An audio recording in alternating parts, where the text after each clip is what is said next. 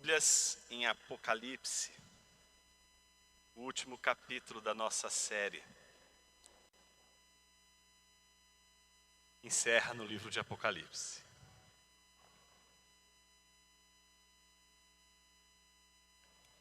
A nossa série de histórias do rei, pela qual refletimos sobre o que fazemos ou o que deveríamos fazer quando o poder está em nossas mãos. Percorremos o caminho da tentação do rei, do esconderijo do rei, do descanso do rei, do poder do rei, da véspera do rei.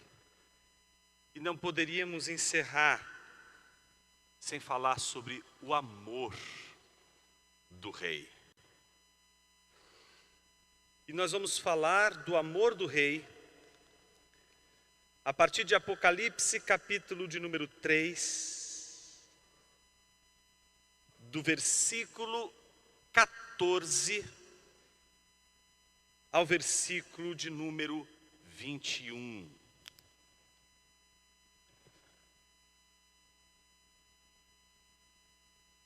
Trata-se da última carta que Jesus entregou às 7 igrejas da Ásia proconsular, ou seja, da Ásia dominada pelo Império Romano.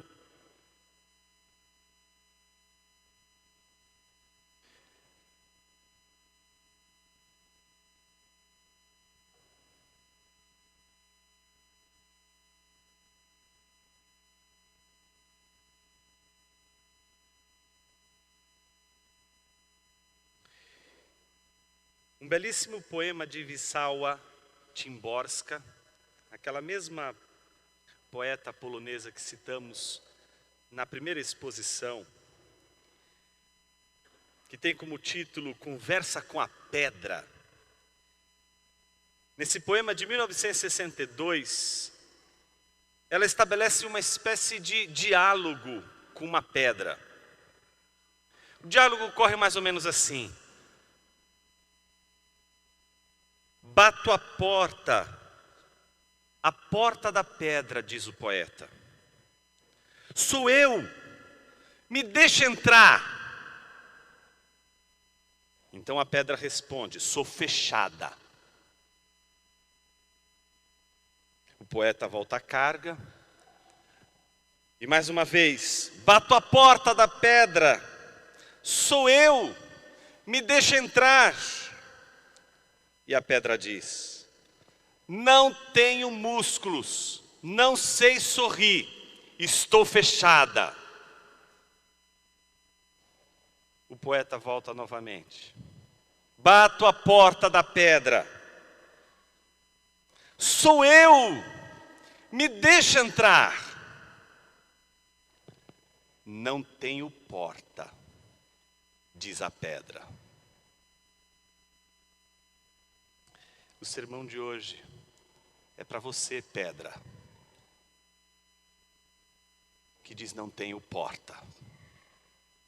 Não adianta bater, aqui você não vai entrar.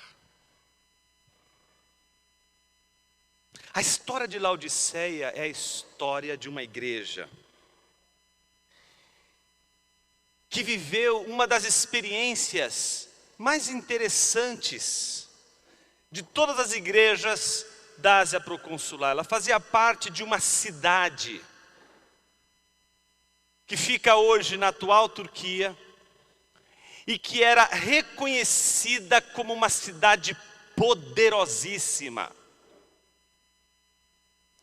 Ela era uma cidade poderosa porque, em primeiro lugar, era um grande centro comercial, o grande centro comercial da Ásia, que rendia inclusive inúmeros impostos para Roma, era justamente Laodiceia. E a razão de ela ser um centro comercial bastante próspero se devia a 2 industriosas atividades que ela possuía. A primeira era uma atividade na área têxtil. Ela desenvolveu uma técnica de cultivar uma lã preta que brilhava e que servia para fazer um dos tapetes mais caros da época. Tapetes que você encontraria em casas extremamente luxuosas.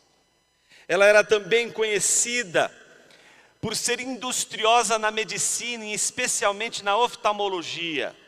Ela conseguiu desenvolver na época aquilo que era pela primeira vez a invenção de um colírio, que servia justamente para aliviar a dor que muitos peregrinos tinham em seus olhos nas viagens que faziam naquela região, sobretudo naquela região. Era uma cidade riquíssima, reconhecida pela sua capacidade intelectual, pela sua capacidade comercial, pela sua capacidade de se reconstruir diante de tragédias.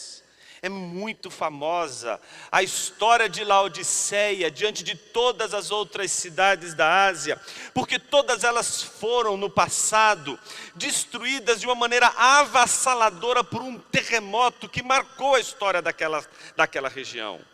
E dentre todas as cidades, todas elas sabiam que Laodiceia foi a única que conseguiu, de todas as cidades destruídas, se soerguer de uma maneira muito rápida, muito imperiosa, ao ponto de se tornar a cidade reconstruída, a cidade restaurada, ainda mais bela, poderosa do que outrora.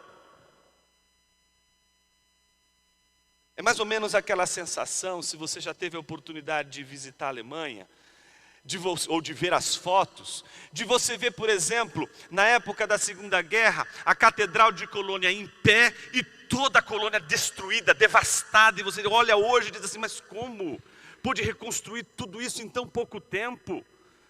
Você passeia por Berlim e diz, mas como em tão pouco tempo reconstrói? Um país tão pequeno, como pode ter tanto poder ao ponto não só de vencer uma guerra e se reconstruir de uma maneira tão rápida e se tornar ainda uma potência? Isso é o que assombrava todos aqueles que habitavam a Ásia naquele contexto. Assombrava a maneira prodigiosa com que Laodiceia era rica e poderosa. Eu não preciso dizer que os membros da igreja de Laodiceia também eram ricos e poderosos. Mas eram uma pedra sem porta. Me dirijo a todos os que aqui se encontram, que sabem que são poderosos, mas são como uma pedra sem porta.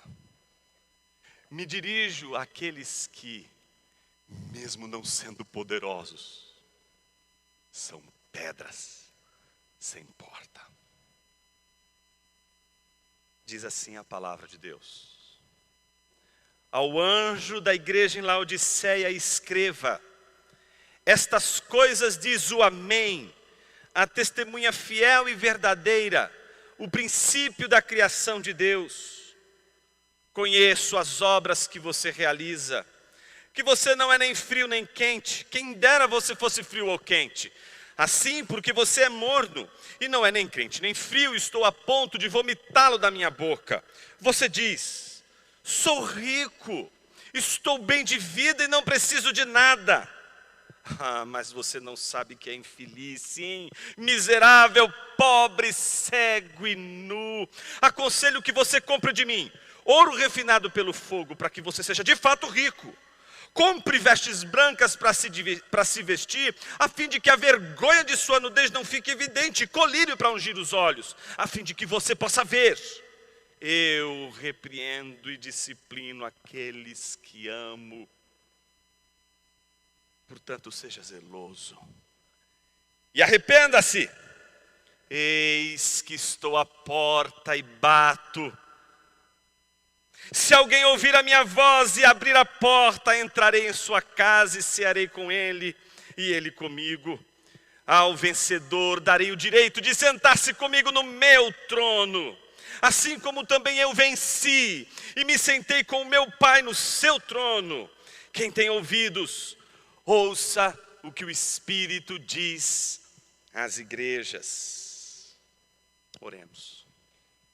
Senhor, fale conosco através de Tua palavra, e que uma vez mais a Tua palavra nos alimente, nos traga esperança, nos traga alegria, nos traga uma segunda chance, nos traga redenção.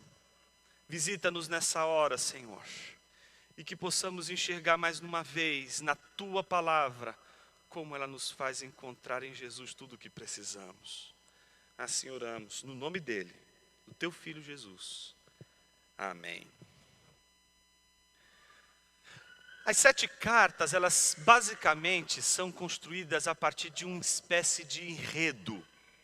A maior parte delas segue exatamente esse enredo. Jesus se apresenta, logo em seguida ele faz uma avaliação da igreja, e ao fazer essa avaliação da igreja, ele faz como todo orientador de banca, não é? O orientador de mestrado, doutorado, de TCC, em primeiro lugar, faz ali umas considerações elogiosas, não é? Diz assim, olha, seu trabalho está muito bom, você pesquisou aqui, você pesquisou acolá, você fez coisas muito interessantes aqui, notória a sua pesquisa, viu? Tenho, porém, contra ti, que você esqueceu de marcar na nota de rodapé a determinada referência, você não pesquisou fontes primárias, você só foi fonte secundária, você tem uma fake news aqui dentro do seu trabalho, não pode um negócio desse. Tenho, porém, contra ti o fato de você não ter prestado atenção, tudo que você precisava fazer e não fez. Mas há uma esperança. A data de depósito da sua tese vai levar mais um tempo. Volta para casa, arruma o que você fez, o que precisa fazer, porque você ainda tem tempo. Corre lá, arruma e traz para mim. Se tiver tudo ok, então você será coroado na banca com a aprovação. E aí você poderá assinar lá no diploma o seu nome no final e terá ali, portanto, a sua aprovação garantida. Então é assim que o Espírito diz às igrejas, não é? Ouça o que ele diz à igreja. Basicamente, das 7 igrejas, as 4 funcionam assim, na média. Olha, tem um monte de coisa legal aqui, porém, olha, você é muito operosa, você é uma colmeia produtiva, olha, você é impressionante como você é firme na doutrina. Tenho, porém, contra ti que você abandonou o primeiro amor. Cadê? Então, basicamente, todas elas ali, essas 4, elas vêm sempre assim, né? Tem uma coisa maravilhosa que está fazendo, mas de repente outra que parece que invalida tudo o que ela estava fazendo. Outras 2 igrejas são as mais sofridas. A igreja de Esmirna, por exemplo, que é aquela que está passando uma tribulação, uma igreja pequena, sofrendo perseguições terríveis. E aí, na hora de, ele apresenta só elogios para ela, não tem mais nada. Não tem nem algo crítico, não tem uma crítica, não tem nenhum ponto contra aquela igreja. Ele diz assim, olha, você me dá alegria. Mas olha, a notícia que eu tenho para você é que eu sei que você está passando por tribulação, mas vai piorar. A outra igreja é a igreja de Filadélfia, uma igreja anterior à de Laodiceia. Se você pegar toda a ordem das igrejas da Ásia proconsular, na ordem canônica que está aqui no texto, você vai ver no mapa da sua Bíblia, que começando com Éfeso, vai passando toda a sua... Você chega, faz quase que uma volta, é como se um carteiro que tivesse que entregar todas as cartas, fizesse exatamente essa ordem, esse caminho, para não perder tempo. E depois de passar por Filadélfia, passar por Laodiceia, e aí como Laodiceia, a gente já sabe que é uma cidade comercial, ela fica perto do mar, ele pode então voltar para a sua casa. Então antes de Laodiceia, vem a igreja de Filadélfia, que é uma igreja que só tem elogios. Jesus só tem alegria, mas é pobre. Você vai sofrer. Eu sei que você passa por muitas dificuldades, mas você é fiel. E aí chega a última carta, que é a carta a Laodiceia. Se essas 4 que a gente primeiramente citou, elas ficam ali na média, não é? Você tem Esmirna e Filadélfia, que são a elite das cartas de Jesus. A igreja da elite, essa igreja aqui é humilde, mas ela é fiel, ela é rica, ela é poderosa, são 2 igrejas maravilhosas. E aí quando chega a Laodiceia nem na média fica, ela é reprovada mesmo, ela é uma igreja complicada. Por quê? É a única igreja que não tem nenhum elogio. Ele já chega direto denunciando o pecado dessa igreja. Ele está muito bravo com Laodiceia. Laodiceia é a igreja que não fez o dever de casa. Laodiceia é a igreja com a pior nota dessa turma. Laodiceia é aquela igreja que a gente gosta de usar para xingar os irmãos na igreja. É um laodicense esse desgraçado. Porque Laodiceia é o sinônimo de tudo aquilo que a gente olha e diz assim, eu não quero ser. Imagina você ser alguém que causa náusea, causa irritação estomacal em Jesus. Jesus olha para você e tem vontade de vomitar. Então Laodiceia, ela acaba se tornando o paradigma de tudo aquilo que a gente não quer ser na vida. Tudo que a gente não quer é chegar diante de Jesus e Ele não ter nada para louvar. Só ter crítica. Então a maioria de nós quer ficar ali na média, no mínimo. Tudo bem que ele deu uma crítica depois, mas pelo menos ele viu alguma coisa boa. Mas Laodiceia. Então Laodiceia se torna o paradigma da igreja mais contraditória de todas elas. E naturalmente, se você vem acompanhando até agora tudo que a gente falou, você no mínimo deve estar se perguntando, por que o tema de Laodiceia é justamente o tema do amor? Vocês lembram que a primeira epístola que começa falando sobre amor é a de Éfeso, né? Qual é o grande problema da igreja de Éfeso? Tenho, porém, contra ti que abandonaste o amor que tem que vir antes de todas essas coisas. Não adianta você fazer todas essas obras e antes de todas elas você não amar primeiro. Você tem que amar, porque todas as obras devem ser fruto desse amor. Você não faz obras para amar o Senhor. Você ama o Senhor para fazer obras. Você não faz obras para ser salvo pelo Senhor. Você é salvo pelo Senhor para fazer boas obras. O tema do amor abre as 7 cartas e encerra as 7 cartas. E como isso se estrutura no texto de Laodiceia, da carta Laodiceia? Da seguinte forma: o texto que nós acabamos de ler pode ser dividido em 3 partes. A primeira parte, o versículo 14, é a tradicional apresentação de Jesus. Jesus, para todas as cartas, se apresenta. Para cada uma das igrejas, ele se apresenta. A segunda parte é o corpo da carta, que é a exortação de Cristo à igreja de Laodiceia. Então a gente tem a apresentação de Cristo, versículo 14, a exortação de Cristo, versículos 15 a 20, e a gente encerra com o versículo de número 21, que é a promessa de Cristo à igreja de Laodiceia. Comecemos com o primeiro ponto, a apresentação de Cristo, versículo 14. 3 pontos são importantes na apresentação de Jesus. Ele começa aquela carta entregue a Laodiceia, dizendo a Laodiceia o seguinte: estas coisas diz o amém. O amém é o ponto final da nossa oração. O amém não é a penúltima palavra. O amém é sempre a última palavra. Jesus abre as suas considerações sobre Laodiceia, sobre aquela igreja, dizendo assim: vocês não são a última palavra. Eu sou a última palavra. Eu sou o amém da oração de vocês. Vocês podem fazer todas as coisas. Vocês podem realizar todas as coisas que vocês querem. Mas vocês jamais serão o amém. O amém da igreja é Jesus Cristo. A igreja pode realizar inúmeras coisas. A igreja pode fazer inúmeras coisas. Mas o amém é sempre Jesus Cristo. Não somente isso.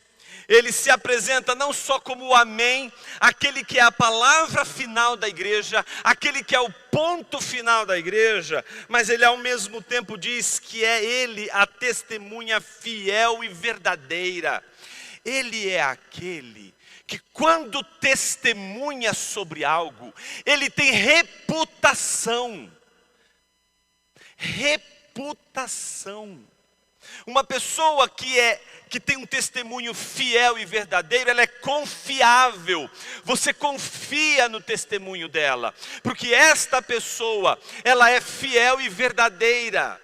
Portanto, o segundo aspecto da apresentação de Jesus a Laodiceia é dizer: quem é o ponto final dessa história sou eu. Segundo, eu sou uma testemunha fiel.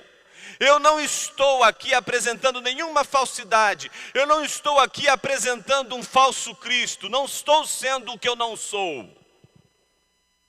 Terceiro, o princípio da criação de Deus. Ele não só é a última palavra, mas ele é a primeira. Ele é o princípio de todas as coisas. Ele é o fundamento de toda a criação. Ele é a base de todo o universo. Ele é o rei do universo, porque ele é o fundamento do universo e é o fim do universo. Ele é o alfa e o ômega. Ele está no começo e ele está no fim. Ele é a primeira palavra da história de Deus. Ele é a última palavra da história de Deus. A história de Deus começa com Jesus e termina com Jesus. Você jamais será a primeira e a última palavra. Você sempre ficará no meio, entre o alfa e o ômega. Entre Jesus na frente e atrás, em cima, embaixo, do lado direito, do lado esquerdo. Você nunca estará em nenhuma das pontas, porque em todas as pontas estará Jesus. Você sempre ficará no meio da história de Jesus, porque quem abre e fecha tudo é Ele. Ele abre a porta, Ele fecha a porta. Ele começa a história, Ele encerra a história. Ele realiza os grandes começos e recomeços, mas Ele também fecha todas as tragédias.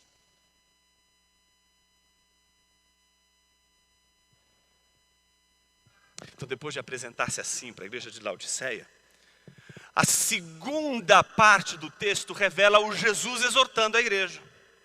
Então aqui a gente vai encontrar a exortação de Jesus a Laodiceia. A exortação de Jesus a Laodiceia começa em primeiro lugar, nos versículos 15 e 16, com uma denúncia.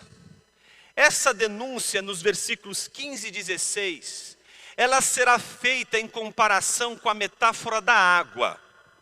Nos versículos 17 e 18, essa mesma denúncia será feita com base na metáfora da riqueza.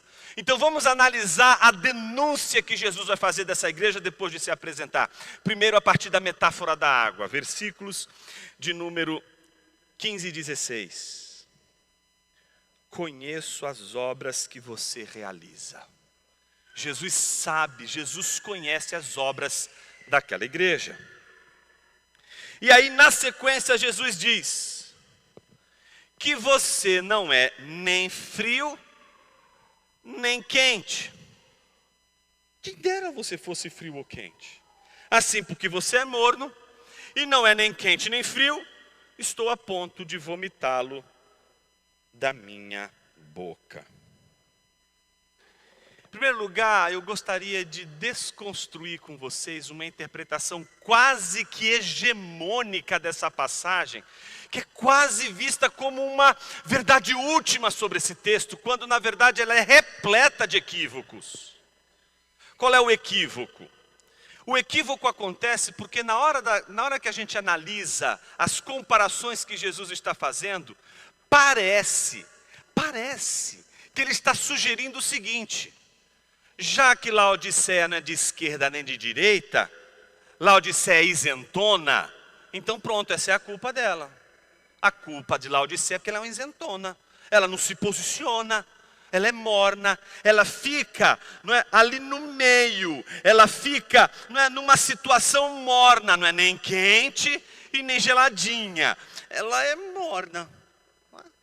Então a tendência que a gente tem é de pegar o quente e o frio, e quando a gente fala do meio, do morno, a gente não pensa num terceiro, a gente pensa num meio, e não num outro, que não é nenhum e nem o outro. A gente pensa num outro que é o equilíbrio. Eu sou o equilíbrio, eu fico entre a direita e a esquerda, eu sou equilibrado. Então é por isso que você vai para o inferno, porque Laodiceia é isso. Porque você é uma pessoa equilibrada. Entende como a gente pode fazer interpretações extremamente equivocadas? Podemos. Agora, como é que a gente deveria então entender essa passagem? Imagine que os terremotos que aconteceram na Ásia não tinham uma razão de ser.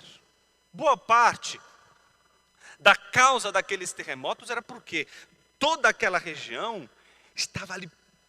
Era uma região de contexto vulcânico e com águas sulfurosas espalhadas. Complicado ali. Tinha razão para ter aqueles terremotos.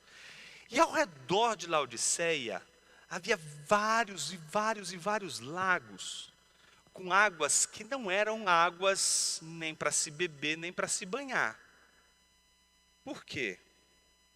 Eram águas que possuíam substâncias químicas que provocavam doenças, inclusive mortais. Há muitos peregrinos que, para chegar em Laodiceia, passavam por aquelas águas e, desavisados, ou bebiam ou se banhavam nela. Em outras palavras, a denúncia de Jesus a Laodiceia não é que ela está no meio, que ela é isentona, que ela busca o equilíbrio e por isso ela não quer se posicionar nem com um com o outro.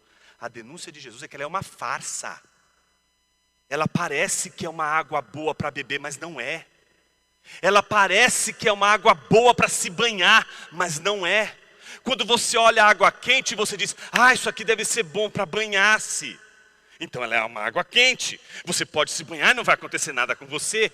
Essa água aqui é fria, dá para beber. Puxa, eu vou beber dessa água, vou matar minha sede, não vai acontecer nada. Porque aquela água não só parece fria, ela é fria e boa para beber. Aquela água é quente e realmente é boa para você se banhar. O problema é que essa água morna que está se referindo aqui no texto, não é uma coisa que fica entre uma e outra. Ela é uma terceira, que parece que é, mas não é. Ela parece que é uma água boa para ser banhada, mas se você se banhar nela, você vai ser contaminado. Ela parece que é uma água boa para se beber às vezes, e se você beber, você vai ficar doente. Então observe que a primeira interpretação, que é a mais comum, a mais ligeira, que é aquela que a gente tem que, de repente, parar, pensar e falar, será que é isso mesmo? É essa que a gente tem que tomar cuidado. Porque muitas vezes essa interpretação é aquela que faz com que muitos acreditem que Laodiceia, ela é condenada porque ela não é nenhuma coisa e nem outra, como se ela fosse algo indefinido. Não é meramente uma questão de indefinição, é uma questão de farsa.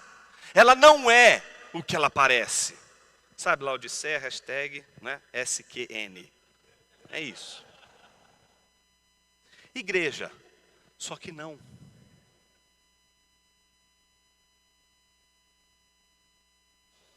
Perceba que a metáfora da água aparece com a água quente, a água fria, e a água morna deve ser entendida como uma terceira, que é falsa, que não é verdadeira água, que não é aquilo que aparenta ser. A segunda metáfora reforça a ideia da primeira, que é a metáfora da riqueza. Observe, por exemplo, o versículo de número 17. Você diz, sou rico, estou bem de vida e não preciso de nada.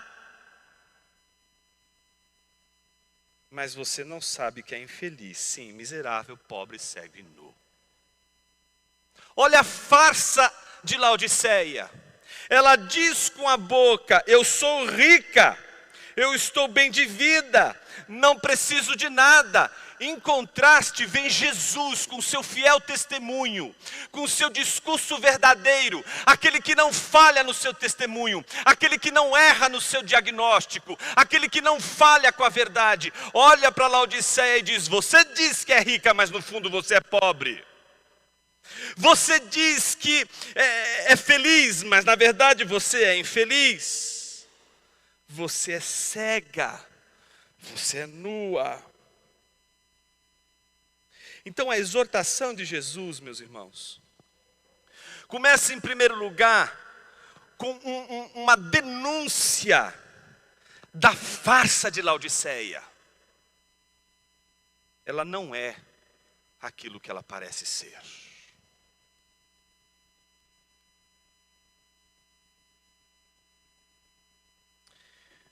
Mas Jesus nos ensina aqui a exortação. Tem muito crente que não sabe exortar.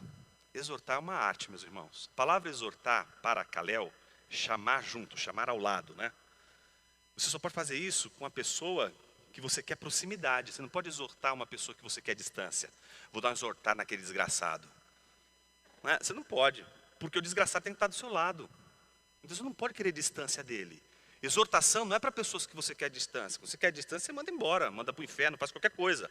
Mas exortar uma pessoa não é mandá-la embora, é trazer para perto. Preciso exortar meu filho. Não é mandar ele embora. É trazer ele para o lado, para o teu lado. Preciso exortar meu marido. Não é mandar ele embora. Vai plantar coquinho. Não. É trazer ele para o lado. Preciso, aquilo que Adão deveria fazer e não fez. Preciso exortar minha esposa. Exortar é trazer ao lado. É caminhar ao lado. É trazer para perto. Então Jesus está denunciando. É difícil denunciar, não é verdade, gente? Quando a gente precisa exortar uma pessoa, a coisa mais difícil é isso. Por isso que pastor hoje está virando CEO. Pastor hoje ele está virando isso. Ele vai lá, por que ele quer? Ele quer ver, o que a gente pode trocar? O carpete da igreja. Ora, claro, trocar o carpete da igreja não é uma coisa tão assim. Você não vai ter que enfrentar, por exemplo, um diácono na igreja que acabou de adulterar com a secretária da igreja. Isso não é uma coisa, não é? Claro que é mais fácil você lidar. Vamos fazer os cálculos, vamos pensar o quanto que a gente vai gastar. Alguém cuida aí do diácono. Lidar com alguém que é seu amigo, que você ama e falhou moralmente, vai ser muito mais doído do que você decidir uma polêmica na igreja sobre o telhado.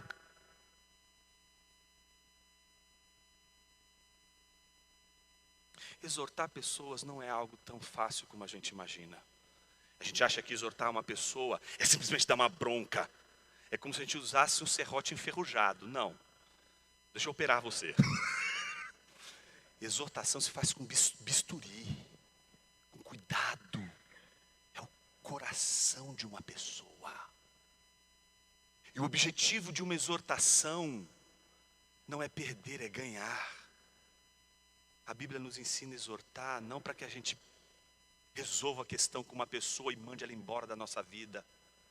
A gente exorta quem a gente quer perto, para quem merece ser ouvido, mas precisa ser denunciado, para que na denúncia encontre uma segunda chance, tenha uma nova chance. Meus irmãos, Jesus não se contenta em apenas dizer que Laodiceia é uma farsa. Jesus não vai se contentar em dizer que você é uma farsa. Ele não vai querer que você chegue para nenhum irmão e diga: você é uma farsa. Você é o que você não é. Você não vive o que você prega. Você não vive o que você crê. Não se faz assim. A Bíblia nos diz que depois de denunciar, Jesus traz um encorajamento para Laodiceia. Enquanto muitos de nós aqui já estavam enfiando Laodiceia no inferno, quer dizer, essa igreja aí é a 7ª igreja, né? A outra ficou na média, as outras 2 foram acima da média, essa aqui foi reprovada, então manda ela logo para o inferno. Enquanto a gente já olha para Laodiceia com vontade de condenar Laodiceia e dizer que ela é uma igreja horrorosa, uma igreja que não merece a graça de Deus, uma igreja que não merece misericórdia, uma igreja que não merece amor, Jesus denuncia e traz um encorajamento dos mais belos que a Escritura já ofereceu para uma igreja. A maior demonstração de amor de Jesus pelas 7 igrejas não está em Éfeso, não está em Esmirna, não está em Sardes, não está em Filadélfia, está em Laodiceia. É nela que Jesus expressa o seu maior amor. Observe como Jesus lida com esse encorajamento. A segunda parte da exortação, portanto, é um encorajamento. Não adianta você exortar um irmão e você não ter uma palavra de encorajamento. Não adianta você abrir o abismo para ele e dizer: é verdade, eu sou um desgraçado, eu não tenho mais chance, Deus não me ama, acabou tudo, eu sou inadequado. Pronto, abre o alçapão. Tchau.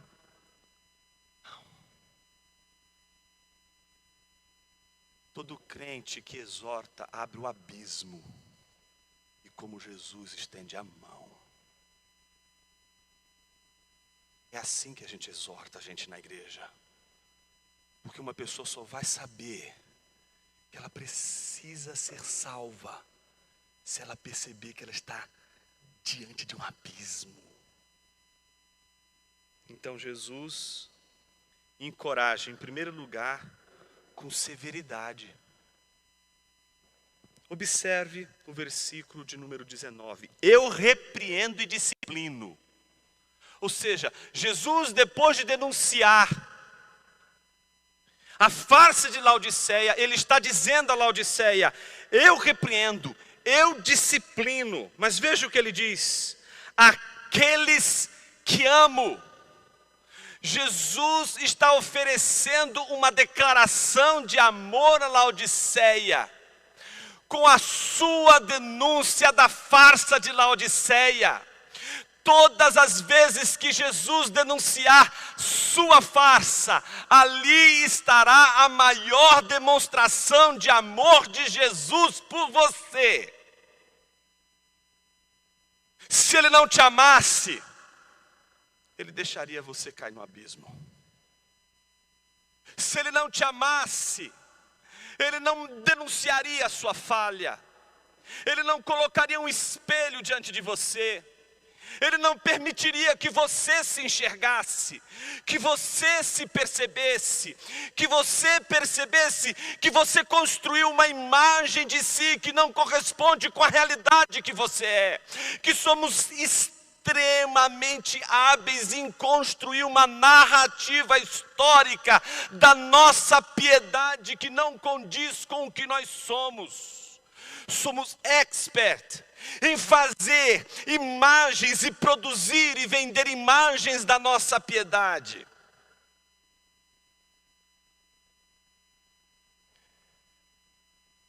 Mas a beleza do encorajamento de Jesus vem pelo fato de Jesus dizer àquela igreja: eu sei que você é uma farsa.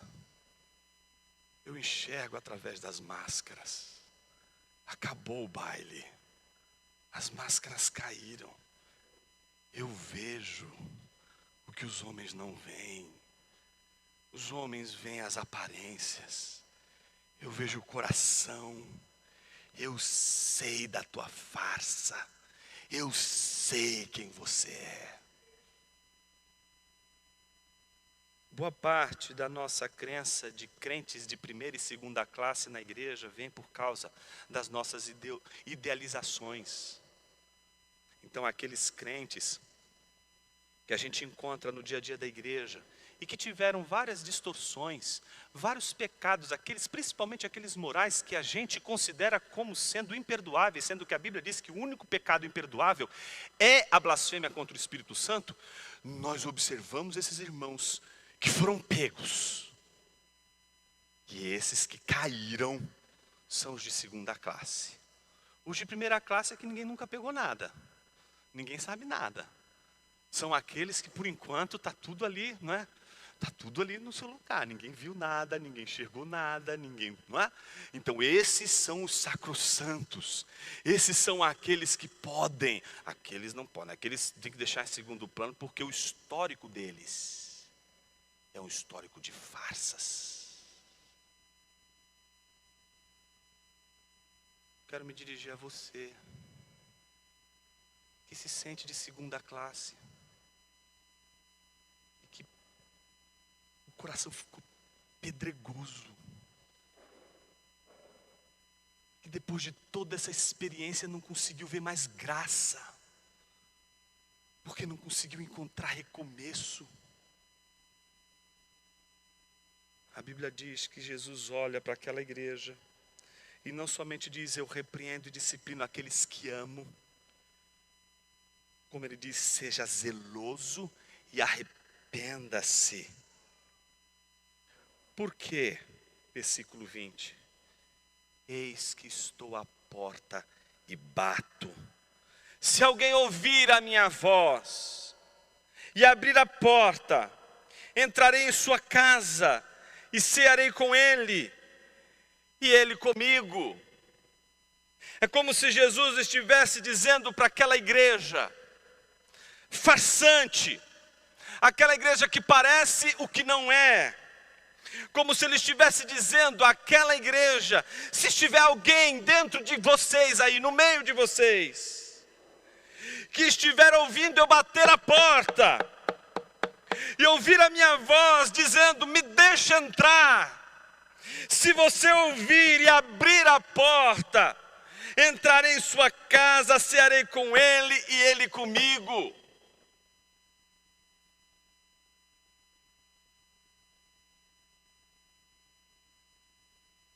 Mas como abrir a porta para Jesus se a gente é uma pedra? Se a gente é fechado?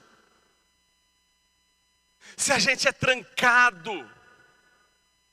Se está tudo fechado, se não há espaços, se eu não posso falar nem de vazio, porque uma pedra não tem vazio, uma pedra é impenetrável, não tem porta. Muitos já pregaram com base nesse texto para evangelizar. É possível, você pode usar. Com toda a sua, como é que se diz? Os disclaimers. Ok. Mas esse texto aqui não é para evangelizar. Esse texto aqui não é para quem é alvo do amor de Deus. É justamente para quem é alvo do amor de Deus. Esse texto aqui é para aquele que é alvo do amor de Deus, que é povo de Deus, mas não tem mais porta. Não consegue mais ouvir Jesus dizer, deixa eu entrar. A ideia aqui não é a ideia da salvação, a ideia aqui não é a ideia da regeneração, a ideia aqui não é a ideia da conversão, a ideia aqui é a do arrependimento. Meus irmãos, o arrependimento não pode ser subestimado. O arrependimento é a força mais poderosa de retomada da vida que Deus nos deu. O arrependimento é o começo e o recomeço. O arrependimento é o primeiro movimento de um coração que ontem era pedra, mas agora não é mais. A Bíblia diz o tempo todo sobre a dureza do nosso coração. A Bíblia o tempo todo fala como o nosso coração, ele está envolvido por paredes. Eclesiastes está ali para dizer o tempo todo. Oséias diz que o nosso coração é como aquela ursa, que você, para abrir o peito de alguém, abrir o peito de um ser, tem que rasgar em primeiro lugar o invólucro, tem que rasgar as costelas, não tem acesso fácil, o coração não é de fácil acesso. Quando a Bíblia fala do coração dos mares, fala de um lugar longe, de um lugar difícil, de difícil acesso. Mas é a Bíblia que diz que é Ele que transforma o coração de pedra do seu povo num coração de carne. Transformar o coração de pedra num coração de carne, meus irmãos, não é transformar um coração de pedra num coração carnal. Carne aqui não tem o sentido de Gálatas, aquele sentido de imoralidade, tem o sentido existencial, aquilo que tem vida. Tudo que é de carne vive, a pedra não vive, a pedra não respira, a pedra, ela não tem vida, ela não se move, ela não se movimenta. Então, quando Deus diz que vai transformar o coração de pedra num coração de carne, Ele está dizendo isso é para o seu povo. Ele vai fazer o seu povo reviver. Ele vai fazer o seu povo ouvir novamente a voz de Deus.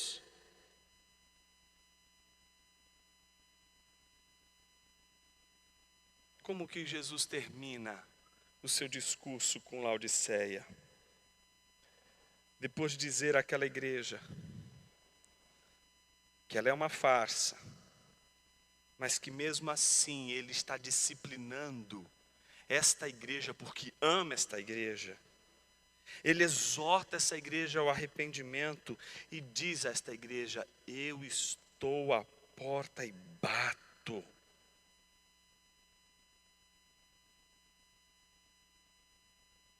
Qual é a promessa de Cristo para essa igreja? Versículo de número 21.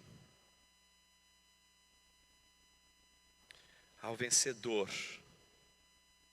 darei o direito de sentar-se comigo no meu trono, assim como também eu venci e me sentei com meu Pai no seu trono. Quem tem ouvidos, ouça o que o Espírito diz às igrejas. É interessante como Jesus diz àquela igreja que pensa-se rica, mas não é. Ele diz: você não sabe que é infeliz, miserável, pobre, apesar de ser um centro comercial poderosíssimo, cega, apesar de ter desenvolvido o colírio, e nua, apesar de ter uma fábrica têxtil a mais importante da Ásia.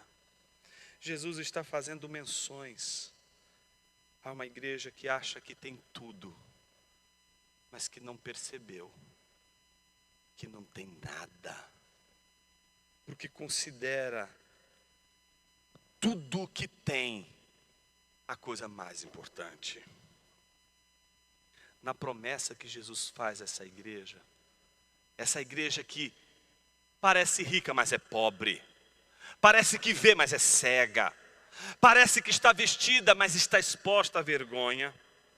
Essa igreja, ele diz que ao vencedor darei o direito de sentar-se comigo no meu trono, assim como eu venci e me sentei com meu Pai no seu trono. Jesus está dizendo para aquela igreja que ser rico não é estar no lugar de Jesus. Ser rico, ser realmente poderoso, é sentar-se com Ele, é estar com Ele, é viver com Ele. Mas alguém poderia dizer assim: mas como? Se eu sou uma pedra.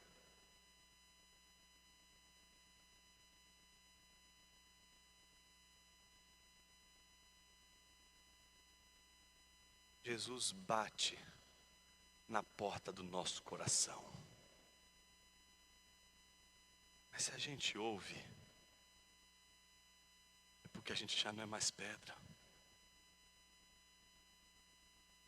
Se a gente ouve, é porque há realmente uma porta no nosso coração. Se a gente ouve Jesus dizer: deixa eu entrar, é porque nem tudo está perdido. Se a gente escuta Ele batendo na porta, é porque não é o fim. E agora, se você pode ouvir, por que você vai dizer: não tenho porta, não entra? Por que não dizer o contrário? Sim, Senhor, entra. Faça morada. Viva aqui. Encha a minha casa. Encha a minha vida de alegria. Encha a minha vida de gozo, de prazer, de delícia. É uma igreja que está cansada de acreditar que ela vai ser feliz se ela tiver todas as riquezas que as outras cidades tanto almejam. E Jesus está dizendo: você é infeliz. O seu poder não te fez feliz. O teu poder te fez o coração ser pedra. Mas é o poder de Jesus, aquele que venceu. Aquele que venceu todo o afã da riqueza, todo o afã que poderia levar os homens a darem suas vidas por um trono. Foi este que venceu, que convida aqueles que vencerão as tentações da riqueza, que não diz respeito meramente à prosperidade, mas que diz respeito ao amor pelo poder sobretudo. E aqueles que vencerem, estes não sentarão no lugar de Jesus, mas estarão com Ele. Que gozo e que alegria poderia ser maior para você e para mim do que estar com Jesus. Jonas, eu sei que muitas vezes Laodiceia me parece intragável. Mas e se você for a Laodiceia de hoje? Ela é intragável para quem? Para você? A Bíblia não diz que foi a igreja de Éfeso, que foi João, que quando olhou para aquela igreja, Bíblia diz que foi Jesus. Foi Jesus que não conseguiu manter dentro dele aquela igreja. Por isso ele diz, olha, estou a ponto de vomitar. Ele não diz assim, eu te vomitei. Então se você é uma Laodiceia, ele ainda não botou você para fora. Você ainda está lá. Mas como aquele viajante que bebe aquelas águas, que parecem ser quentes, mas não são. Parecem ser águas apropriadas para serem banhadas, mas não são. Parecem ser águas aprazíveis para matar a sede, mas não são. Essas águas não fazem bem ao peregrino. Essas águas não fazem bem ao seu Senhor. A palavra de Deus nos mostra que apesar de sermos como Laodiceia, provocarmos em Jesus o enjoo, ainda assim Ele nos ama. Não somente nos ama, como Ele nos exorta. Não somente nos exorta, como nos encoraja. Não somente nos encoraja, como bate na porta. E se alguém ouvir, hoje, Ele bater na porta do coração, é porque esse coração já não é mais de pedra. Esse coração tem porta. É só abrir. E o rei vai entrar. E vai fazer nesse coração morada. E a morada que ele faz no coração de um crente, não é aquela morada que simplesmente você poderia pensar como conversão, mas é o banquete. É o banquete que todo crente precisa ao longo de todo o trajeto provar do Senhor. A Bíblia, meus irmãos, não nos diz que Jesus é o pão do céu à toa. A gente é muito racionalista. A gente é muito intelectualista. A gente é muito gnóstico. A gente quer entender o rei. Mas o rei não quer ser entendido meramente. Ele quer ser devorado. Ele é um pão que desceu do céu para ser deliciado, provado, degustado, devorado. Minha pergunta não é se você entendeu Jesus. Minha pergunta é se sua porta está aberta para devorá-lo, para se alimentar dele, para ter alegria. Descobrir que quem se alimenta de Jesus pode ser pobre, pode ser rico, sempre será rico. Pode estar vestido, pode estar nu, sempre estará vestido. Pode estar enxergando, pode não estar enxergando. Pode ser cego, pode não ser cego. Estará vendo. Esse é o paradoxo daquele que se alimenta de Jesus. Porque a sua riqueza não é mais a riqueza deste mundo. Assim como o reino de Deus não é como o reino dos reis da terra. O Senhor Jesus seja devorado por mim e por você hoje. Que Ele seja devorado uma vez mais. E todas as vezes que nos reunimos em seu nome. Porque é devorando Jesus que nós descobrimos que não apenas precisamos entendê-lo, precisamos sorvê-lo, precisamos mantê-lo, precisamos tê-lo conosco o tempo todo. Eu queria orar com você nessa manhã, nessa noite, para que a graça de Jesus transforme corações de pedra em corações de carne. Ó Senhor, às vezes a gente é uma pedra fechada. Até o dia que o Senhor faz um milagre extraordinário. Denuncia nosso pecado. A gente fica com raiva. A gente nega. A gente não quer se ver como alguém que quer poder, poder, poder a todo custo. Mas quando a gente enxerga tudo isso, a tua palavra nos alcança, nos encoraja, mostrando que o Senhor repreende, disciplina quem ama. Então nos percebemos não preteridos, não afastados, mas cuidados pelo Senhor, que nos traz para perto, que nos exorta, que chama a atenção do nosso coração, nos disciplina, porque nos ama e porque nos ama. Bate a porta do nosso coração para que a gente possa recebê-lo e cear contigo, tê-lo conosco. Ó Senhor, que riqueza poderia ser maior do que ter o Senhor? Que trono, que coroa poderia ser mais gloriosa do que a tua coroa e podermos estar ao teu lado, no teu trono? Que glória poderia ser maior do que ter em ti tudo o que a gente precisa e nada mais, para que as ansiedades da vida, para que a nossa vontade de poder não seja mais forte do que a vontade de sermos alimentados pelo Senhor todos os dias. Porque aquele que come do Senhor jamais terá fome, e aquele que bebe do Senhor jamais terá sede. Não é sobre o que entendemos meramente, Senhor, é sobre o que desejamos. Que haja desejo pelo Senhor, que haja, Senhor, paixão pelas tuas coisas, pelo teu reino. Nos livra de sermos uma igreja apática, meramente cerebral, meramente preocupada com poder, poder, poder.